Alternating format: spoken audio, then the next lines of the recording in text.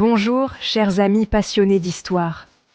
Aujourd'hui, nous allons plonger dans une époque fascinante et mystérieuse de l'Égypte antique. Nous allons remonter le temps pour explorer la 6e dynastie, une période marquée par des avancées incroyables et des réalisations monumentales. Imaginez un royaume baigné de soleil où les pharaons régnaient en maîtres absolus, véritables dieux vivants. Leurs décisions façonnèrent le destin de millions de personnes. C'est l'Ancien Empire, une époque de splendeur et de puissance inégalée.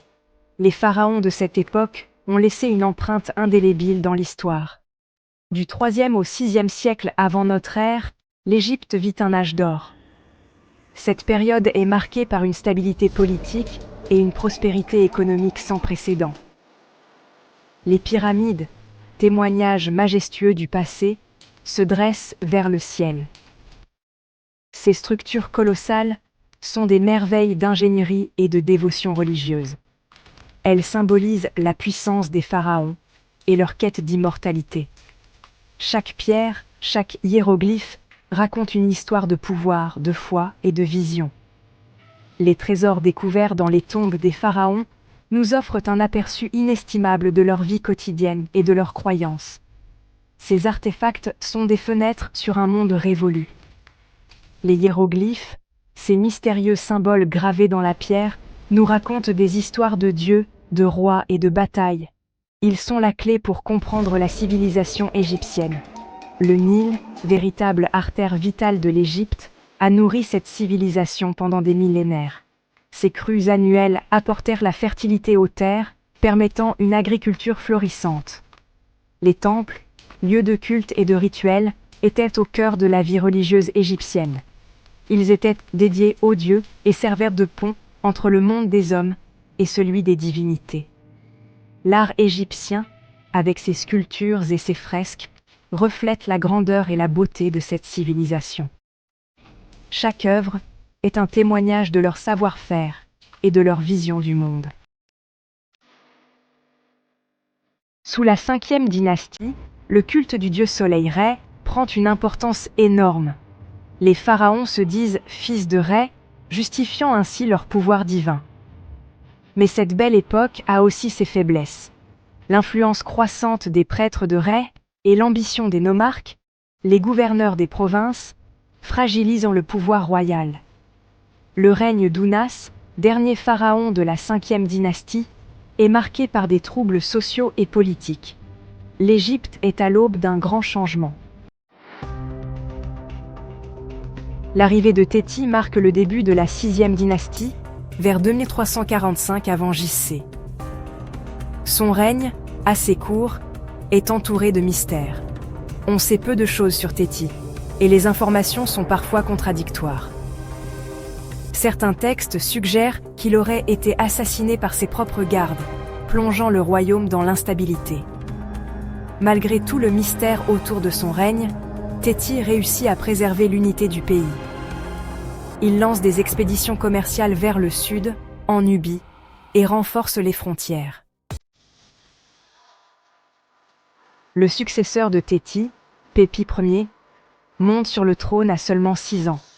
Ce jeune pharaon, à peine sorti de l'enfance, se retrouve soudainement à la tête de l'un des royaumes les plus puissants de l'Antiquité.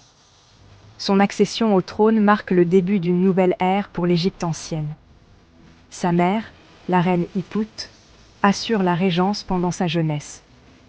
En tant que régente, elle joue un rôle crucial dans la stabilisation du royaume et la formation de Pépi Ier. Elle veille à ce que son fils reçoive une éducation rigoureuse et soit préparé à ses futures responsabilités de pharaon. Pépi Ier se révèle être un souverain ambitieux et plein d'énergie. Dès qu'il atteint l'âge adulte, il prend les rênes du pouvoir avec détermination. Il s'implique activement dans les affaires de l'État, prenant des décisions importantes et menant des réformes pour renforcer son royaume. Il règne pendant plus de 40 ans, une période marquée par l'expansion du territoire et la prospérité économique. Sous son règne, l'Égypte connaît une croissance sans précédent, avec de nouvelles terres conquises et des villes florissantes. Les projets de construction abondent, reflétant la richesse et la puissance de son règne. Le pharaon s'appuie sur une administration efficace et des fonctionnaires compétents. Ces scribes et administrateurs jouent un rôle essentiel dans la gestion quotidienne du royaume, assurant que les lois et les décrets de Pépi Ier soient exécutés avec précision. Il place des hommes de confiance à des postes importants, renforçant ainsi son contrôle sur le royaume. Ces hommes de confiance, choisis pour leur loyauté et leurs compétences, permettent à Pépi Ier de maintenir une mainmise ferme sur son empire, assurant la stabilité et la continuité de son règne prospère. Pépi Ier, bâtisseur et conquérant. Pépi Ier construit énormément. Temples, palais et pyramides, notamment à Saqqara, où il installe sa nécropole royale. Le pharaon lance aussi de nombreuses campagnes militaires. Il soumet les tribus rebelles de Nubie et du Sinaï, agrandissant l'influence de l'Égypte. Pépi Ier encourage aussi les arts et la culture. Son règne voit un renouveau artistique, comme le montrent les magnifiques reliefs et statues de cette époque.